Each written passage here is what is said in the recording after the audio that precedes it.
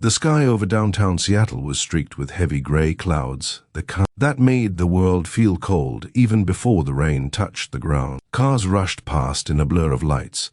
People hurried to escape the approaching drizzle. And life moved with the indifferent rhythm of a city that never paused for anyone's pain. Yet as Aaron walked out of the glass doors of his office building, his heart froze at the sight of a lone figure, sitting on the corner of Pine Street, right at the intersection where the crosswalk lights blinked impatiently. She was hunched over, thin under an oversized jacket, her hair messy and damp, her head bowed as if the weight of the world had dragged it down. She held a cardboard sign with trembling fingers, and even from a distance, even beneath the layers of exhaustion and dirt, he recognized the curve of her cheek, the shape of her hands, the familiar stillness she carried in moments of despair. It hit him like a strike to the chest, stole the breath from his lungs, shattered everything he thought he knew about his world. The girl sitting there begging in the cold was Emily Hart, the girl he once loved more than life itself. If you believe in kindness, second chances, and the power of helping others, please comment, share, and subscribe. Your support helps more stories reach people who need hope. The sight was something Aaron could not comprehend. Emily had been the sunshine of their small college town in Montana, the girl with a laugh bright enough to turn a bad day into a good one, the girl who danced barefoot in the grass during summer festivals, girl who believed that every person had a story worth listening to. She had dreams of becoming a nurse, dreams of helping people the way her mother had helped her father during his long illness. She was gentle and hopeful and full of life in a way that made Aaron want to be better just by standing beside her. But that had been years ago, before life pulled them in different directions, before heartbreak carved distance between them, before Aaron moved to Seattle for a corporate job he didn't love but believed he needed. And now somehow fate had dropped her in front of him like a cruel test. He walked closer, each step weighed down by disbelief. Emily didn't look up. Her shoulders shivered with every cold gust of wind. The cardboard sign in her hands had words written in shaky black marker. Anything helps. Hungry. Trying to get back on my feet. That phrase struck him harder than her appearance. Emily, the girl who used to work double shifts, volunteer on weekends, study late into the night. The girl who never asked anyone for anything was now asking strangers for help on a street corner. Something unimaginable must have happened. Something catastrophic. Aaron felt guilt rise in his throat like a burn. He had left. He had forgotten. He had moved forward. And she had fallen somewhere along the way. People passed her with barely a glance, some avoiding her eyes, some looking at her with annoyance, a few dropping coins or dollar bills without breaking stride.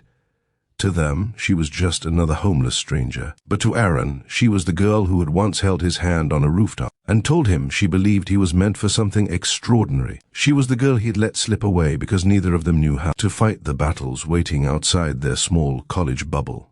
He approached slowly until he was standing right in front of her. Rain began to fall, soft at first, like the sky was trying to whisper something. Emily lifted her head out of instinct to shield her face from the droplets. For a moment, she looked at him without recognition. Her eyes were tired, unfocused, like someone who had lived too many lifetimes in too few years. But then, in a sudden, fragile spark, recognition lit across her pupils. Her mouth parted, and her breath caught as if she had seen a ghost. Maybe she had. The world blurred around them. The city sounds faded. There was only that shared moment, filled with shock, heartbreak, shame, and memories neither of them had asked to relive. Aaron's thoughts spiraled. How long had she been out here?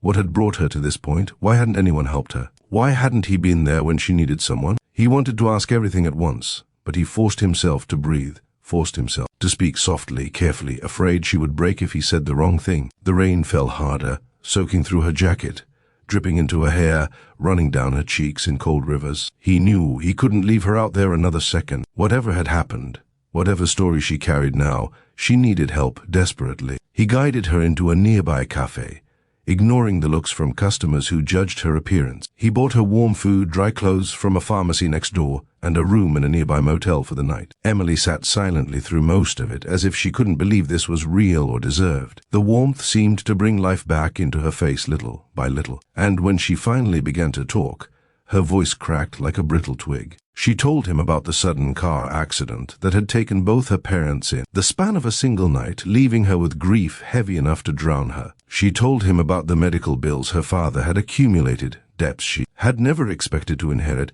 but suddenly found strapped to her name. She told him about losing her job when the small clinic she worked at shut down without warning, about falling behind on her rent, about trusting the wrong person who promised to help but abandoned her instead. Everything had fallen apart like dominoes, one after another, until she found herself with nothing but a backpack and desperation. She had wandered from town to town, trying to find steady work, but without a stable address, no one hired her. And finally, the streets became her only option.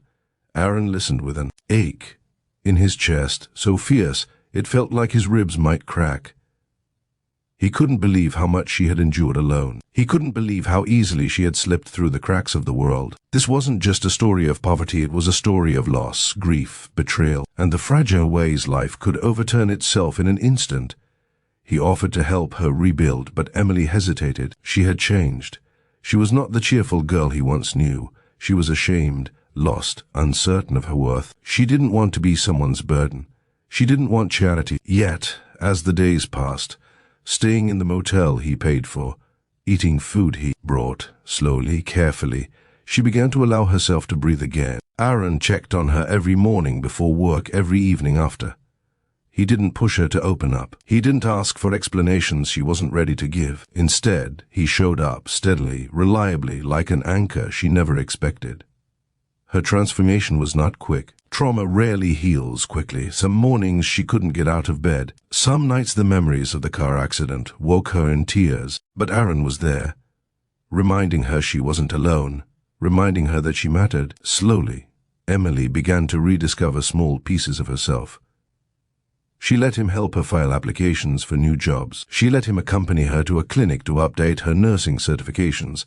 She let him drive her to interviews. And through it all, he saw glimpses of the Emily he had fallen in love with, the gentle determination, the quiet resilience, the softness that had not yet been fully extinguished. As weeks passed, Emily found a part-time job at a community health center. It wasn't much, but it was a start. And that start lit something in her eyes that Aaron had not seen since college hope. She worked hard, saved what she could, and slowly regained stability.